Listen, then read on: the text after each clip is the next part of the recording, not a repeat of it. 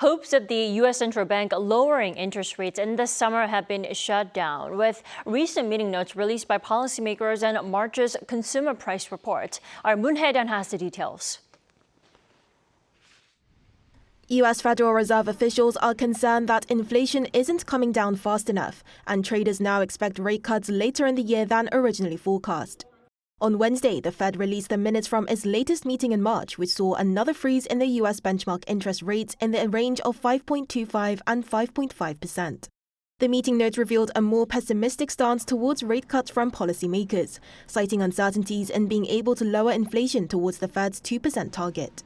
Some participants reportedly predicted that longer-term inflation expectations appear to remain well anchored, with others commenting that geopolitical risks could result in higher energy prices.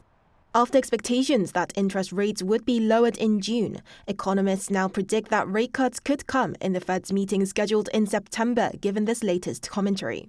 The sentiment was supported by the U.S. Consumer Price Index for March announced by the Labor Department on the same day, showing that consumer prices rose 3.5% compared to the same month the year before. This is in fact higher than the 3.2% on-year rise seen in February.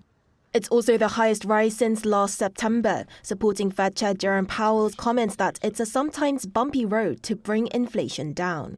With the U.S. CPI seeing 3 straight months of high readings, experts are saying that this might not just be businesses raising prices at the start of the year as economists had previously argued. Following the Fed's meeting notes, U.S. President Joe Biden acknowledged that while there could be delays in interest rate cuts, he stood by his prediction that these cuts could come by the end of the year. Moon Hye-ryeon, Arirang News.